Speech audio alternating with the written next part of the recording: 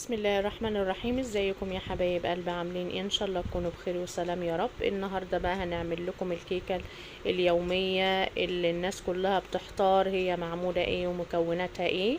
هنسمي بسم الله ونصلي على الرسول عليه الصلاه والسلام. عندنا هنا 3 بيضات ورشه فانيليا سايله، وعندنا كوبايه سكر.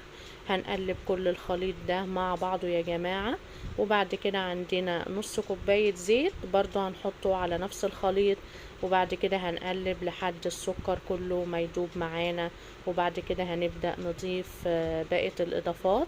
طبعا النهاردة الكيكة بتاعتنا هشة وجميلة، وزي ما شفتوها في أول الفيديو لونها فاتح وجميل. الناس اللي بتشتكي من اللون الغامق يا جماعة، هقول لكم أنا دلوقتي على كام تكة كده هي دي اللي هتطلعكم الكيكة تحفة بإذن الله، وهتعملوها كل يوم. عندنا هنا دي كوبايتين ونص كوبايتين ونص دقيق. حطيتهم هنا على وديت 2.5 معلقة صغيرة بيكنج باودر او كيس بيكنج باودر كله. ونقلبه على الخليط السائل. وبعد كده عندنا كوباية لبن، والكوباية اللبن دي يا جماعة بتبقى سخنة، لازم تبقى سخنة يا جماعة، وهقول لكم ليه هتبقى سخنة. علشان بعد كده هنقلبها دي كلها ونحط كوباية اللبن اهي السخنة يا جماعة زي ما انتوا شايفين. وعندنا نص كوباية زبدة هنحطها برضو مع اللبن. وبعد كده الزبدة هتسيح علشان اللبن سخن. يعني انا عايزة اللبن سخن يا جماعة علشان يسيح معايا الزبدة. وبعد كده هنحط نص كوباية زبدة ونقلب كل الخليط كله مع بعضه لحد الزبدة ما تدوب. وبعد كده بنحط معلقة خل ورشة ملح بسيطة كده بين ايديا، رشة بسيطة كده يا جماعة علشان تعادل الطعم. وبعد كده بنبدأ نقلب زي ما انتوا شايفين كده واحدة واحدة لحد الخليط كله ما يتجانس معايا. احط هنا معلقة الخل اهي، معلقة كبيرة خل عشان بتساعد على الهيشان وبتساعد على ان الكيكة بتطلع فاتحة وجميلة زي ما شفتوها كده. ودي رشة ملح علشان تفتح تعادل الطعم معايا. وبنقدر هنا نقلب كل الخليط كله علشان كده بنقلب بسم الله ما شاء الله، بنقلب الخليط كله علشان يتجانس مع بعضيه ومن غير اي تكتلات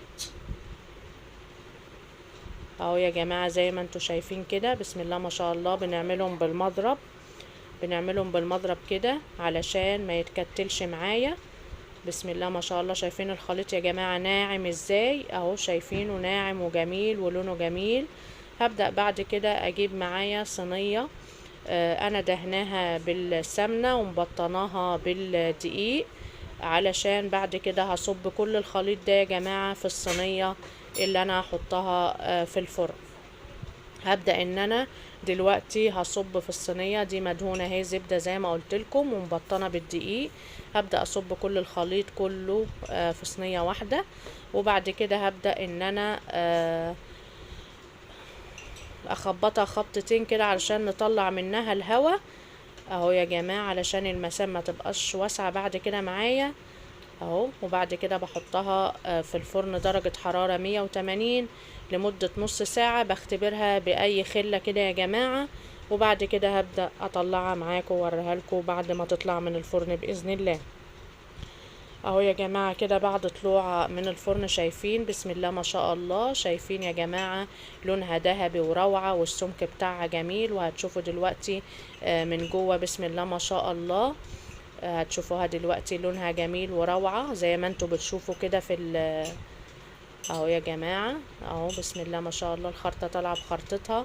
طبعا هي دافية فياريت نستنى شوية لما تبرد، علشان طبعا اهو شايفين اسفنجية ازاي وهشة وجميلة وقلبها ابيض وهشة من جوه ولونها جميل. هو ده يا جماعة الكيك اللي انتوا بتحبوه ودايما بتشتكوا من اللون الغامق. شايفين شكلها حلو وروعة ازاي. انا هحط هنا عليها شايفين اسفنجية ازاي.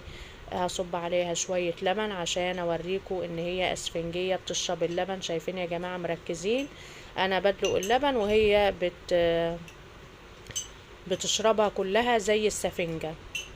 وشايفين لونها ابيض وحلو ازاي وجميلة. بألف هنا وشفا. جربوها وإن شاء الله هتعجبكم وتعجب كل أولادكم وضيوفكم، وتقدروا تقدموها لكل الضيوف. والسلام عليكم ورحمة الله وبركاته.